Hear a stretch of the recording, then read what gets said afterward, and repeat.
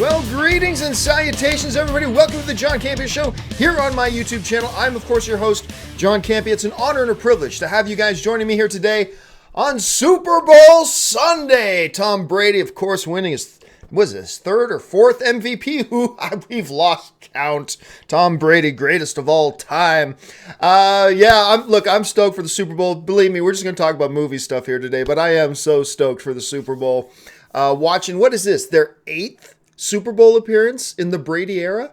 Is that what it is? The 8th Super Bowl appearance in the Brady era? This will never be matched again. So I actually think the Eagles are going to win the game today, but I'm going to be cheering for my New England Patriots regardless. Anyway, how are you guys doing today? Here's how today's show is going to go. I have picked out 4 topics that you guys have sent in to me and told me you want talked about.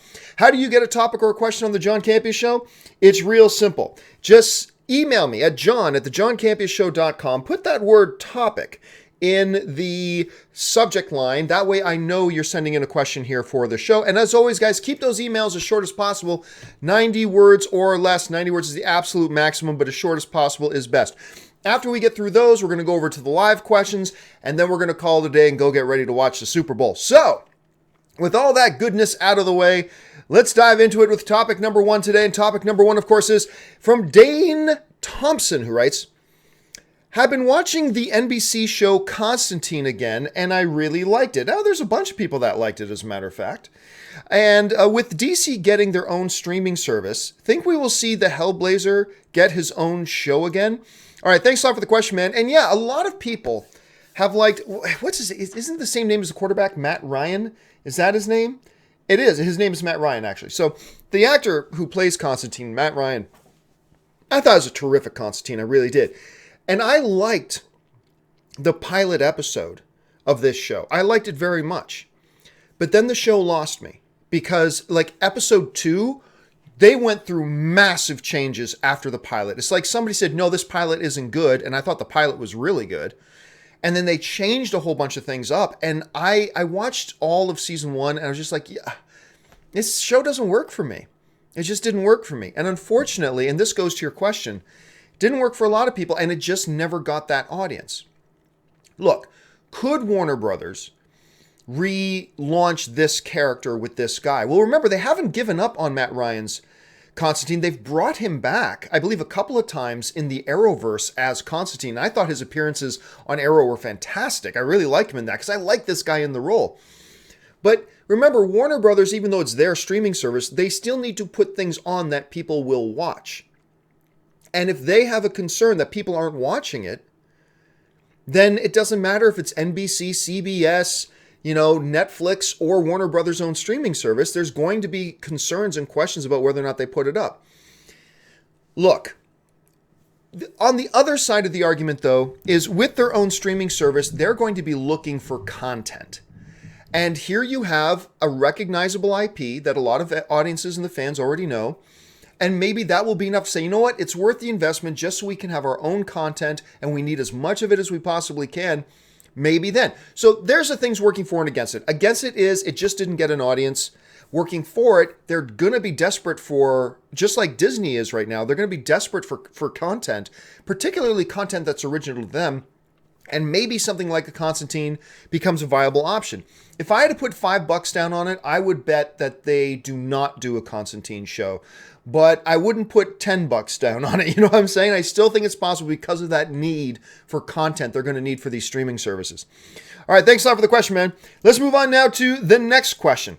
The next question comes to us from a buddy of mine, Paul Enns, who writes, "Assuming a Highlander reboot movie is ever made, should it show a character winning the prize, or should that be saved for a sequel? I'm torn." Hey, for those of you who don't recognize the name Paul Enns is a friend of mine. He was actually on the very first Jedi Council episode. Because he's a friend of mine, I used to work with him. He then went on to work at Lucasfilm. What was he the head of again? LucasArts? Or Lucas Digital? Something like that. He was the head of something over at Lucasfilm, and now he runs a comic book label called Red 5 Comics and does a whole bunch of other things. Anyway, super smart guy. And one of my favorite movies of all time is the original Christopher Lambert, Sean Connery, Clancy Brown, The Highlander. It is one of my all-time favorite films. Whenever I do a top 10 list of my all-time favorite movies, this is on my list. I love it. The sequel's trash, but this one, great. The thing about The Highlander is, for those who are familiar with it, all the immortals are battling for something called the prize. And the prize was always a little bit ambiguous, but one of the big hallmarks of the prize was you get to stop being immortal. You win the ability to be mortal. You can grow old, have a regular life, and eventually die. That's the prize. And there's other certain special things that come along with the prize as well. Yeah. Should they save the prize for the end? I'm torn about that because on the one hand, there's a part of me that would rather they just get rid of the prize. Because to me, it's just something that doesn't fit. However, counter to my complaint is the fact that you need a compelling narrative reason why these immortals battle each other through the ages. There's got to be a reason. They don't just all go, hey, live and let live, dude. You get to live forever. I get to live forever. High fives. And we all get to live forever, right? There's got to be a reason, a narrative reason that compels them to, through the ages, battle each other until there can be only one, right? And the notion of the prize does that. If they're going to do it and keep the notion of the prize, I think you do not get to that in the first film. Leave that for something later. Maybe even present the prize as something all the immortals still know is still a ways away. It's not impending. And that's one thing that the first Highlander did, is that everybody knew the prize was at hand. The quickening, like everybody's been called together and they're about to battle for the final prize. Leave that as something that's a little further off, I think, and build up to it a little bit. Anyway, that's just my thought on it. All right, let's move on to the next question. And the next question today comes to us from Daniel Ekholm, who writes, if Disney signed an agreement with George Lucas to never release the original trilogy, by original trilogy, he means the original version of the original trilogy, not the special edition stuff. Is there a way to get around this deal now when Disney have purchased Fox movie rights? If there is an old contract between Fox and Lucas that says they can release the original trilogy, does that mean that there is a loophole for Disney to do so as well? All right, so the basis of this question that Daniel's asking is based on a theory of mine that I firmly believe in, but has not been proven, and so it may not be true. Let's just be clear about that. But I have a firm, solid belief, understanding how passionate George Lucas was about the original trilogy in its original form doesn't exist anymore. The special edition things are the true versions of the original trilogy. That may not be how I feel, that may not be how you feel, but that is how George Lucas felt. That the old originals do not exist. The original Star Wars trilogy is these special edition versions. That's what they are. And I have always speculated, and I think with good reason, that when Lucas, sold the rights to Lucasfilm over to Disney, and whatever rights deal he had with Fox or whatever, I firmly believe that George Lucas, and again, this may not be true. Let's be clear about that. It may not be true. But I firmly believe that George Lucas had put into those agreements that you do not release those original things, that those original things do not represent my vision of those films as George Lucas. They do not represent my vision of the films. They do no longer exist. This is what the original Star Wars trilogy is.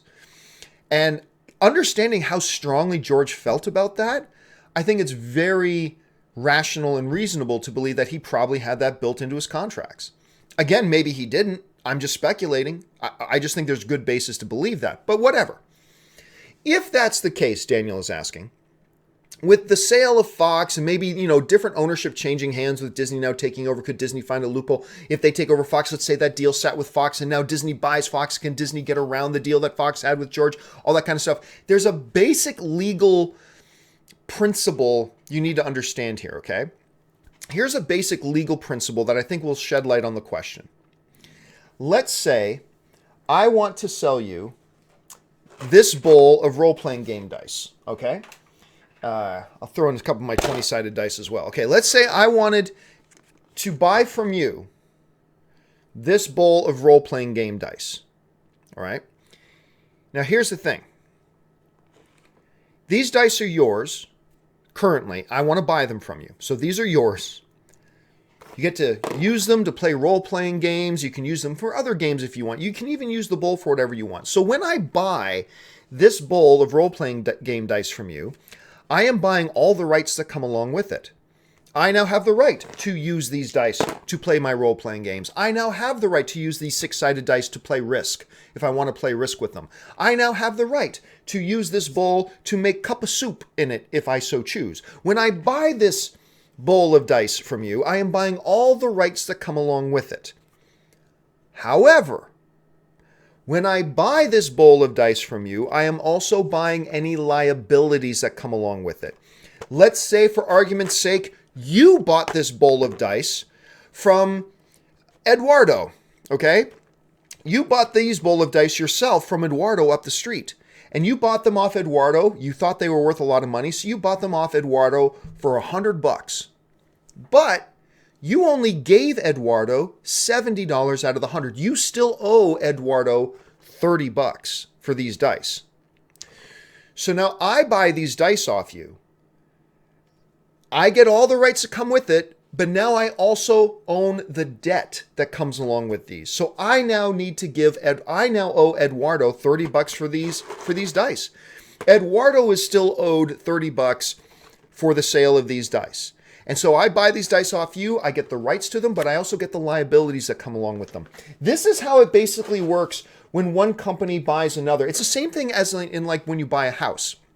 If you buy a house, you now own the house. But if there are any debts against the house, if there are any mortgages against the house, if there are any liens against the house, if you're not sure what a lien is, look it up on Google. If there are any of these things against the house, I also acquire all of those things as well.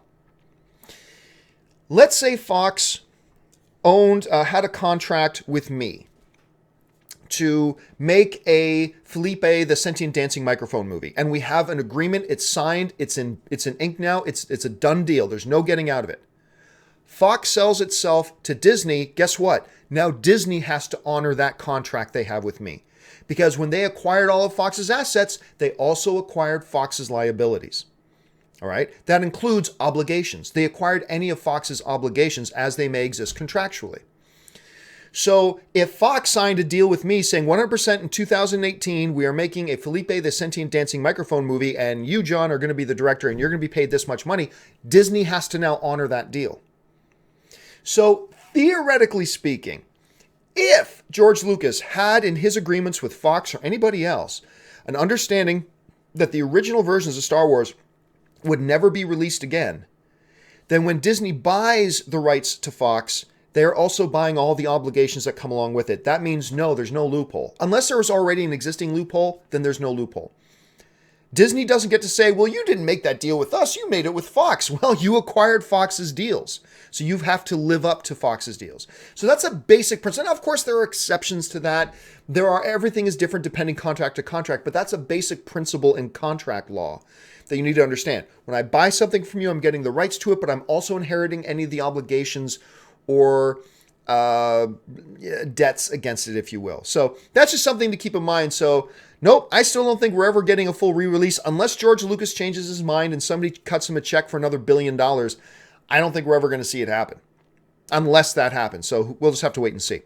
All right, let's move on now to the final emailed in question today. And this is a big one and this is a hard one. This one comes to us from Frodo Elijah, who writes, I think we can all agree that what Uma Thurman went through while filming Kill Bill is horrifying, car crash and all.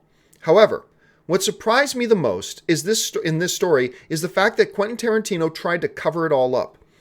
If something like that happens on set, you don't cover it up. You admit you made a mistake and ask for forgiveness. I lost a lot of respect for Tarantino after reading about this. All right, thanks a lot for the question, man. And for those of you who don't know what we're talking about here, Uma Thurman has recently come forward to tell her story. And it's a horrifying story about what went on the set of Kill Bill. And it's really unfortunate. And what makes it extra hard is that this revolves around a filmmaker we all love. We love Quentin Tarantino. We love him. We don't want to hear anything negative about Quentin Tarantino. We don't want to talk about anything that might not put Quentin Tarantino in the most positive light. I am with you there on that. This is uncomfortable. However, it's a real issue, and I think we need to talk about it here for a second. So Uma Thurman's been doing more interviews recently, and she revealed, and apparently nobody's contradicting this, that there is a couple of problems that she had with Quentin Tarantino that has since soured her relationship, and now they no longer have a relationship with each other, Quentin and Uma Thurman. And it started on the set of Kill Bill, and it all goes, and this involves Harvey Weinstein as well. And Uma Thurman, in these interviews, and you can go and find these interviews yourself, you can get all the details. I'm just giving you a synopsis of it, but by all means, go and find the original interviews and look them up yourself. But basically, Harvey Weinstein sexually assaulted Uma Thurman. Uma Thurman goes to Quentin Tarantino, tells him. She expresses that she doesn't feel Tarantino took him very seriously. She went to him again. Apparently, she says Tarantino then went to go talk to Harvey Weinstein about it. So apparently, Quentin did then go confront Weinstein, but it didn't change anything. Nothing happened. Later, she tells in her story, she went to go confront with her hairstylist. She went to go confront Harvey Weinstein about what happened. And basically told her, you need to stop doing these things or it's going to end your career. And apparently, he basically told her in no uncertain terms that, he threatened her, said, look, I can end your career. Apparently, Uma Thurman told Quentin Tarantino about this and nothing happened. Tarantino did nothing about it. He just continued on working with Weinstein and all that kind of stuff. Now, that's not really the crux of this whole situation here.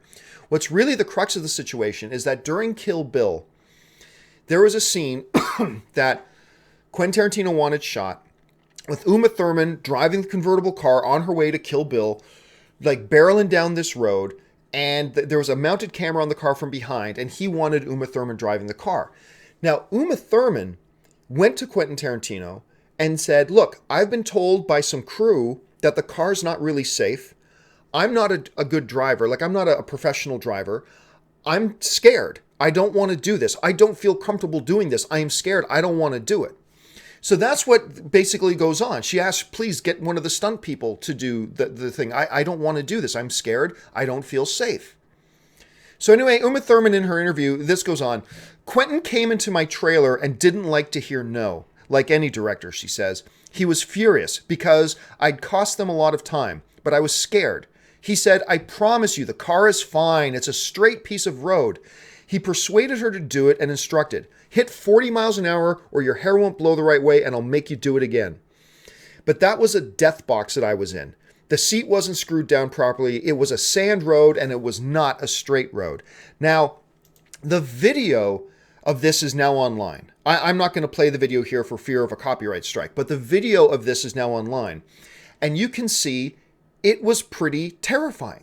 Uma Thurman driving down this road, you could tell the car was like having a hard time staying on, and eventually she spins out of control and hits a tree. She has to be taken to the hospital. She explains her injury. She expresses to this day, I still have knee problems, neck problems, all these types of stuff from it. Now, the interview goes on to talk about this. We were in a terrible fight for years. Now she's talking about Quentin Tarantino, her. She explains, we had to then go through promoting the movies. It was very thin ice. We had a fateful fight at Soho House in New York in 2004, and we were shouting at each other because he wouldn't let me see the footage, and he told me that that's what they decided. So here's the thing. This footage of her being in this accident, they refused to let her see it. Tarantino took it, didn't let her see it. Her and Weinstein, or Tarantino and Weinstein talked about it, and they decided, nope, Uma Thurman doesn't get to see this footage and she doesn't get to have it. Uma Thurman then goes on to explain that she actually got her lawyers to write to Miramax, which was the company Tarantino and Weinstein were running and were a part of. And basically, she said, Miramax said, we'll only show this to you if you first sign a legal document saying you won't hold us responsible. And she's like, no. And it took her 15 years to get the footage of this stuff, which is now up on the web. You can see it on the web now. It's up there now. So basically you have this situation now where Uma Thurman gets sexually assaulted. She tries to talk to Quentin Tarantino about it. He doesn't really do anything about it other than talking to Weinstein once about it. Even after hearing that Weinstein threatened her entire career, this whole thing, they put her into this car that nearly killed her and then wouldn't even let her have the tape for 15 years. Anyway, Uma Thurman ends off this whole escapade in this interview, when this quote comes out of the interview saying, "When they turned on me after the accident," she says, "I went from being a creative contributor and performer to being like a broken tool." So, you didn't play ball with us. You were starting to run your mouth about the things we were doing to you. You were running your mouth about the unfair ways we were treating you, and they never worked with her again.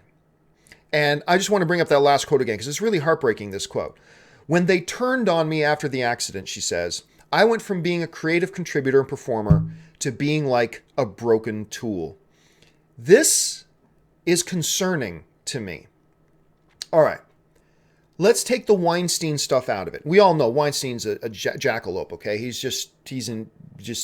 Whatever. We all agree on Weinstein. So let's even take that out for a second, okay? Let's even take out the whole thing that he knew, that Quentin Tarantino knew what was going on, that Uma Thurman had told him what was going on with Weinstein, and he continued to work with Weinstein anyway. Let's put that aside for a second too, okay? Let's not worry about that right now. Let's put that aside. The thing here that really concerns me about this whole story is the fact that, look, and maybe this is what I'm about to say, maybe is Neanderthalic. Maybe what I'm about to say will come across like too old-fashioned and just old-style man way of thinking. Okay, maybe. Guilty, okay? Guilty as charged. Fine. But I'm just always going to be honest with you guys. I'll tell you how I honestly feel. For me, as a man, all right? As a man, if a woman tells me, "I don't want to do this thing, I don't feel comfortable, I don't feel safe, I'm scared," as a man, okay?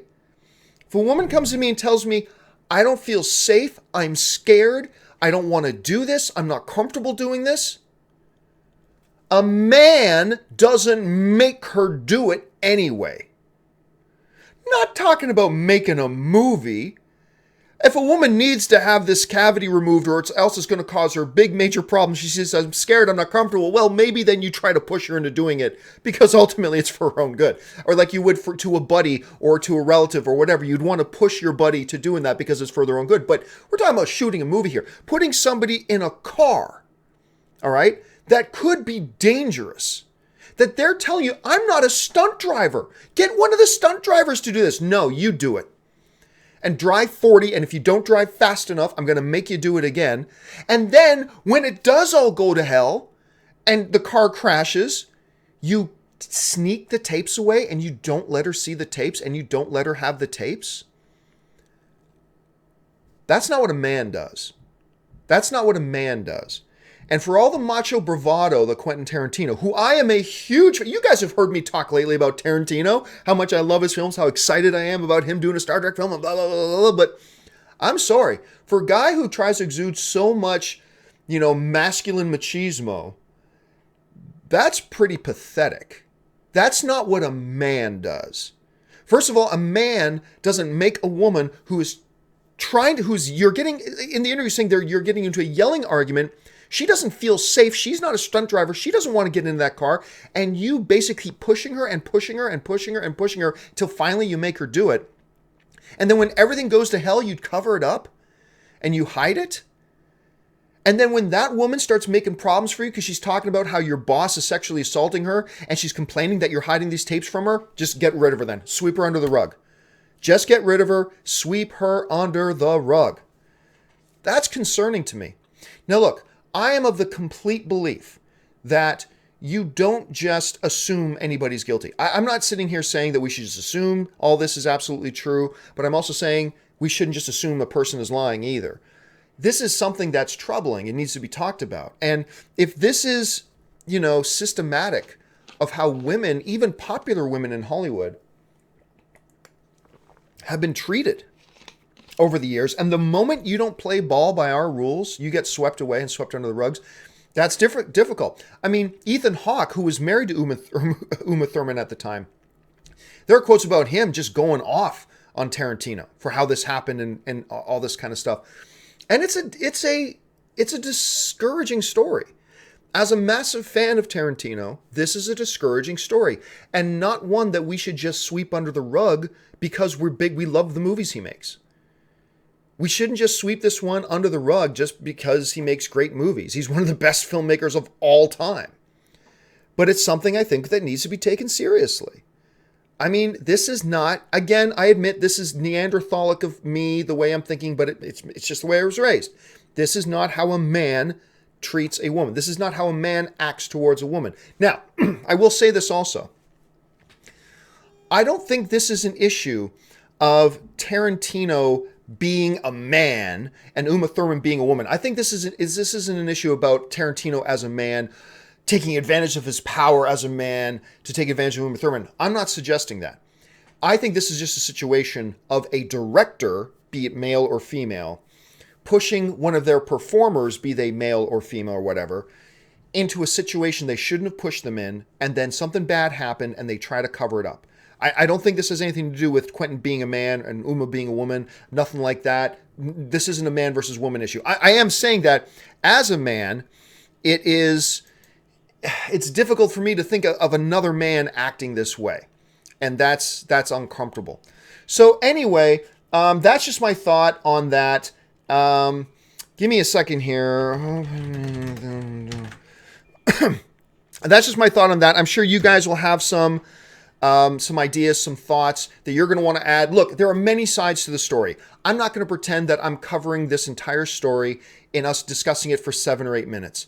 Obviously, there's probably many more dimensions to this, absolutely, but I just think it's something that needs to be brought up and discussed, and maybe you guys have some thoughts on this. Jump down to the comment section below and leave me your thoughts. All right, guys, now that we've gotten through the pre-sent-in questions, it's time for us to go to the live questions. Now, before we go to the live questions, though, I want to take just 1 minute. I do this every day. I want to take 1 minute to take my admittedly shameless plug of the thing that keeps the lights on around here, which is my Patreon campaign. So here, check this out. I'll be back in just 1 minute. For those of you who have followed me for any period of time, you guys know that I made the decision recently to leave the corporate overlords. I no longer wanted to work for corporations. I wanted to be an independent content creator. And the only way I've been able to do that is by the support of my Patreon supporters. So what I would like to do is to ask you guys who watch my shows, who spend any amount of time with me every single month, to consider going over to www.patreon.com/John Campea. There you'll get all the information about what exactly does it mean to be a Patreon supporter of mine? What does being a Patreon supporter do for helping to make sure that shows like this one and all the other shows I do here on my channel can actually be produced? And on top of that, what benefits are there to being a Patreon supporter? And maybe if you guys can check that out, if you decide you want to be one of my Patreon supporters, that would be awesome. And if you don't, that's perfectly fine too. I'm just happy that you guys have decided to be here today and be a fellow movie fan and join us in the conversation. So go and check out the website, see if you want to become a Patreon supporter. And now let's get back. All right, guys, and a special thank you to all of those of you who are already Patreon supporters of mine. You guys are the reason this show is even able to exist. Okay, with that out of the way now, let's get into the first live question of the day. And by the way, guys, if you have not yet sent in a live question, no more questions. Please don't send any more questions. If you're in the middle of typing, you got 10 more seconds, but then please cut it off. No more questions. All right, let's go over to the live chat board. The first one comes to us from Andy A. Hernandez, who writes, have you seen the movie Chef with Jon Favreau? I think you mean Jon Favreau. Did you like it? I love Chef. It's a really nice little kind of indie feel kind of film with massive, massive stars in it. But yeah, if you haven't had a chance to see Chef, it turned me on to Cuban food. Watching Chef, because I never really tried or got into Cuban food or wanted to try Cuban food much, but I did finally get into it after watching Chef, especially Cuban sandwiches. And I'm very grateful to that movie for that alone. If you haven't seen Chef, Jon Favreau directs it. He stars in it. Scarlett Johansson's in it as well. It's got a few other people. Great movie. Check it out if you get a chance. Ben Rayner writes, would you say that Deadpool is a better superhero movie than Logan, and Logan a better overall movie than Deadpool? Logan is definitely the better movie. Is Deadpool the better superhero movie? I don't know about that. It's close. It's close, but to me, no question, Logan is the better movie. They are two very different movies. It's difficult to compare them. One is just a high-action comedy, fun romp. The other one, a gritty Western style, also with a lot of action. It's hard to differentiate between, and on a subgenre kind of level, which one's better. It's difficult to do that because Logan exceeds at that as well. I'll just end it by saying, I just believe Logan is the overall better movie. So how we can debate the subgenreness of it all, that's up for question, up for debate for sure. But even there, I think it's close when we do that. All right, next one comes to us from Mason Barr. Keep it filthy. Go Eagles. Well, like I said, my pick is actually, I believe the Eagles are going to win today. I believe they're going to win by 8. That's my call today. They're just too good with Nick Foles. Everybody's complaining about Wentz not being there. I'm telling you what, Nick Foles is for real. And I believe the Eagles win by 8, but I am absolutely going to be cheering for these guys to take it home again with the reigning, undisputed MVP of the league, Tom Brady. Anyway, there we go. KW Garrett writes, I saw Commuter and Phantom Thread yesterday. Weirdest double feature ever. Phantom Thread was great, by the way. What is the strangest double feature of movies you ever saw? Oh, it was a couple years ago, easy. Me and a couple of guys went to go see a double header of, what was it called again? The Seventh Son with Jeff Bridges and Jupiter Rising, Jupiter Ascending, which the one with Channing Tatum in it. Oh, one of the worst movies I've ever seen was Jupiter Ascending. And we saw those back to back. Like we walked into one theater, came out of the theater, went into the next theater, watched the double feature. That was by far the most painful, unusual, strange double feature I had ever seen. And it just so happens that it was also terrible. All right. The next one comes to us from Koba. And Koba writes, better alien invasion movie, Independence Day by Emmerich or War of the Worlds by Spielberg. I actually really like War of the Worlds, but Independence Day, there's something about that movie. I'm sure on many technical levels, maybe you can say War of the Worlds is a better film, but Emmerich's Independence Day is a classic. And it's the classic alien invasion movie with all the cheese that should go along with an alien invasion movie at the same time. So for me, Koba, I know you could have a really good debate about this. I'm going to go Independence Day by Roland Emmerich. That's what I'm going to go for at any rate. Okay, next one. Ben Rayner writes, which trailer song did you like better? Hooked on a Feeling from Guardians of the Galaxy or Hurt from Logan? Oh, hey, look, obviously the song in the Guardians of the Galaxy trailer is what got everybody intrigued about Guardians of the Galaxy. It communicated what type of movie this is going to be, the type of feel, the kind of cheesiness it was going to have. But make no mistake, let's see if I can grab this. Which one do I prefer?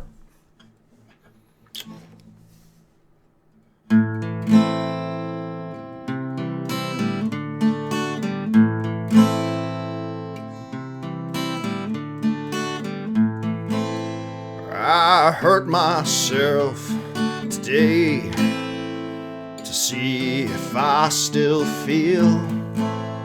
I focus on the pain, the only thing that's real. Anyway, enough of that. Sorry. The Johnny Cash Hurt song is by far. Sorry about that, everybody. The Johnny Cash Hurt song is by far the greatest use of a song in a trailer of all time. Nothing else has ever, will ever come close. I'm not saying it's the greatest song of all time. I'm not saying Logan is the greatest movie of all time. But you will never find a better match and fit for a song to a trailer as that song to Logan. It just did everything. It is perfection. So I'm going to go with that one from Logan. All right. Sorry about that, guys. Couldn't help myself. Okay. Amin writes, hey, John, wanted to know if you saw the Star Wars poster I designed for you. I tweeted it to you last night. It's the Yoda Luke scene from Last Jedi. I hope you like it. I haven't seen it yet. I haven't gone through all my emails from last night because I get busy and stuff like that. So I haven't seen it yet, but I will absolutely keep. By the way, guys, and Amin to you as well, a bunch of you guys have been sending me art that you guys have been making. You have no idea how happy it makes my heart when I see this art, because some of the art you guys are sending me is so good and so fun, and I'm kind of waiting to maybe just do a big display for everybody, just to saying, here's all this great art that people have been sending me. So keep your eyes open for it. I'm very much looking forward to seeing it in a minute. I haven't caught it yet, but I will keep my eyes open for it. Thanks for letting me know about it. Chris Martin writes, saw The Greatest Showman, killer soundtrack, Hugh Jackman is great. No kidding, man. Like, it's a little weak narratively as a movie. I will never deny that. It is. And that's what kept it from being as great as it could be. But 80% of the movie is its music, and its music is second to none. It's fantastic. And Hugh Jackman, he is, I'll just say, Hugh Jackman is the greatest entertainer in the world. He is a quadruple threat. He sings, he dances, he's a great actor, and he's just a nice guy on top of it. I mean, he is the best of the best in Hollywood as far as I'm concerned. I'm not saying he's the single best actor. I'm not saying he's the single best dancer, the single best singer, but as the complete package, nobody touches him. Nobody touches him. He's just the best. Daryl Best Wadley writes, do you still think DeVoe is a bad villain on Flash? I'm telling you, I'm not digging it. I'm coming around on this season of Flash. I didn't like the first half of the season very much, but they've done a few episodes that have been starting to redeem it for me, and I'm getting more on board with it. But I'm still not buying the DeVoe thing. I think if I really look at the episodes I like the most this season are the ones that really don't involve DeVoe. So I gotta say, I know a lot of Flash fans are digging him. I'm not digging the DeVoe on this season. Min writes, how is Black Panther in 3D? Fortunately, it was not in 3D when I saw the premiere. Now, some of you guys may have saw my video being like arriving there and going, oh no, it's in 3D. It wasn't in 3D. We misread something. What they were handing out was not the glasses. It was actually the little pouches we're supposed to put our cell phones in. And we saw those from a distance, and we thought that they were 3D glasses they were giving out. And it wasn't. So thankfully, it wasn't in 3D. Just so you know, I hate 3D. I will always choose to see a 2D screening over a 3D screening. I hate 3D. Andrew Gifford writes, did you see the new Dundee cast trailer with every Aussie in Hollywood, Jackman Crowe? I wish it was real. I did see it. Somebody actually asked that question the other day, and I still do not wish it was real. I mean, of course, it doesn't get you morbidly curious, but it's just an ad.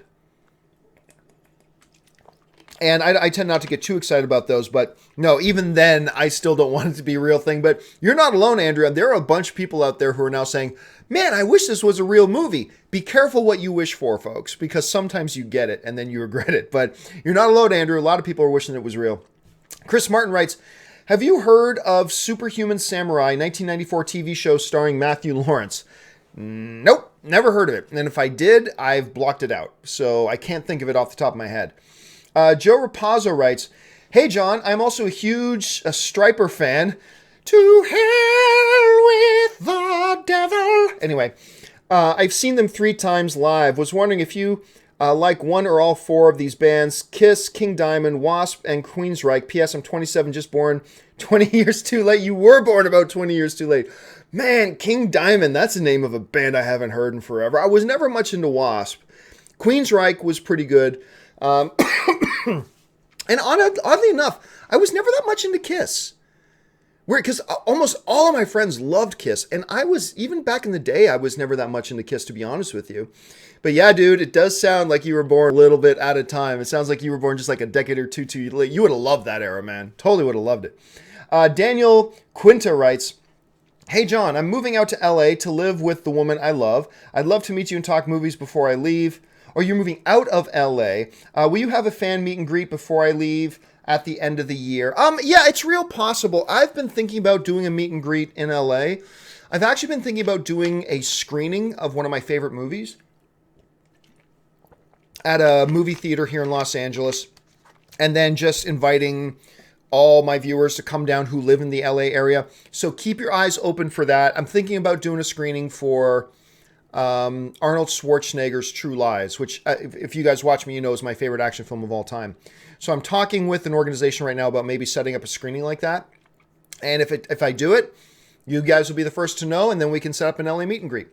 Thanks for asking, Daniel, and good luck moving to wherever it is you're moving to.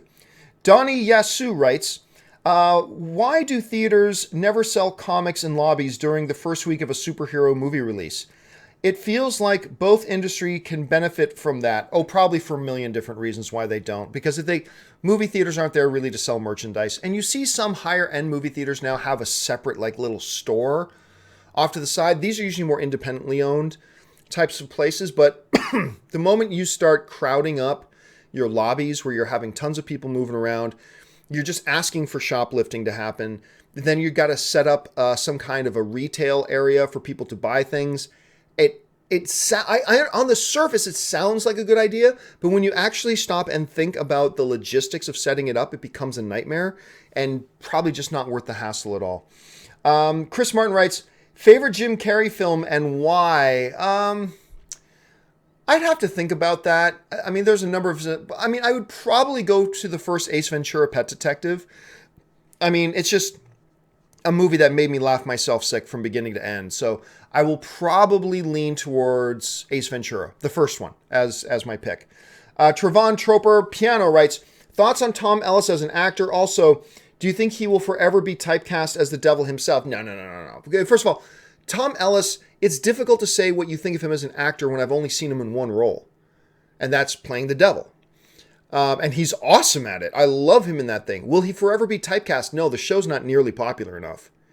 To get really heavily typecast as something, the thing is your show or your movie has to be massively popular.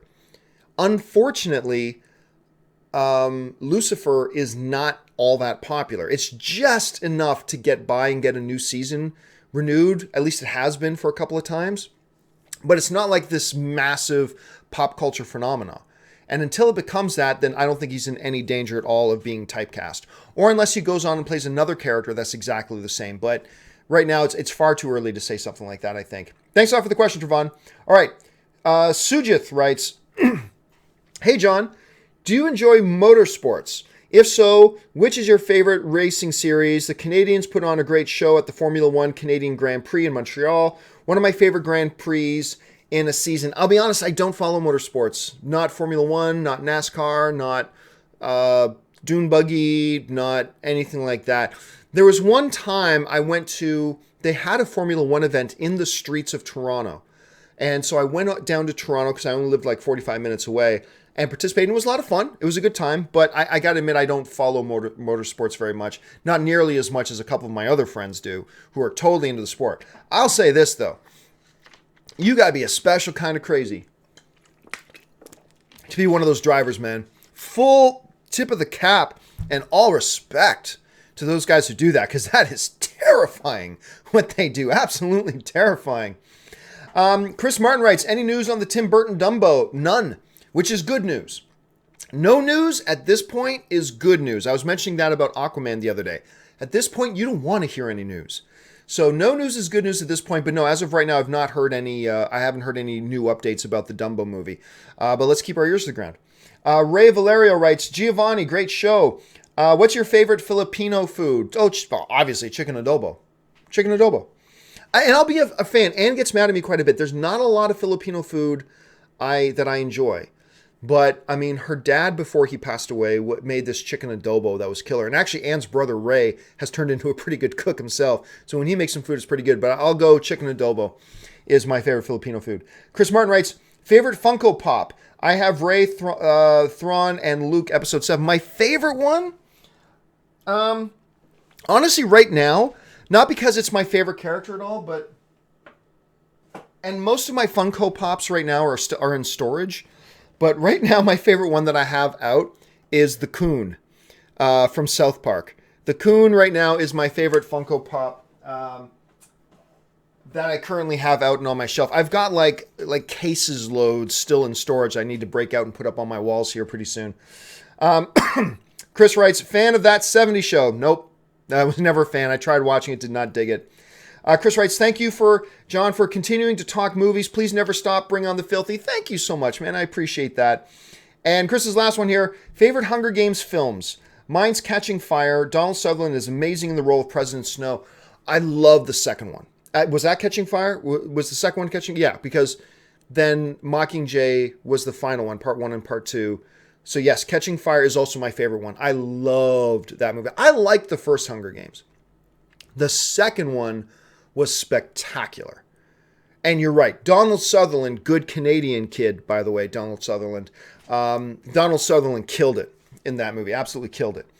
Last couple of questions here. Sujith writes, I'm a fellow Rush fan. I'm a fellow Rush fan. I was playing the air guitar with my cousin for the Tom Sawyer part of Ready Player One teaser trailer, and when it was screened at our local theater in India, as Paul Rudd would say, slapping the bass. I was going to say, if you haven't mentioned, if you are a Rush fan, you have to watch I Love You Man.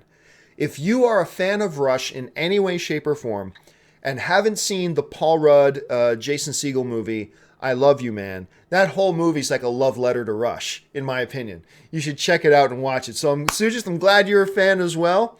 Slapping the bass. I think that might be Anne, other than Big, I Love You, Man might be Anne's favorite comedy of all time. She loves that movie, quotes it all the time. Anyway, Devontae Brown writes, James Cameron, David O. Russell also need to be called out for being assholes on set. Ed Harris once punched James Cameron for endangerment. Again, I don't know. Look, this is why I don't talk about this stuff this much. I honestly don't follow the behind-the-scenes stories. I honestly don't follow them. So you can say David O. Russell, you can say James Cameron. I don't know anything about them because most of the time I just think it's none of my business. Obviously, in this environment, the Uma Thurman thing became a little bit of a different situation. So I can't comment on the James Cameron or David O. Russell. I don't know what's true, what's not true. I don't even know what's being said because generally I don't follow that type of stuff. But I mean, yes, if directors are endangering the lives of their crew or cast, they should be called out on that. Again, I'm not saying James Cameron or David O. Russell have. I don't know the stories. But any director that does that, be they men or women, to their cast or crew, be they men or women, needs to be called out on that. Because the safety of their cast and crew should be their first concern. Andrew Gifford writes, is Multiple Man dead after the Franco controversy? Honestly, I think Multiple Man was dead long before the Franco controversy.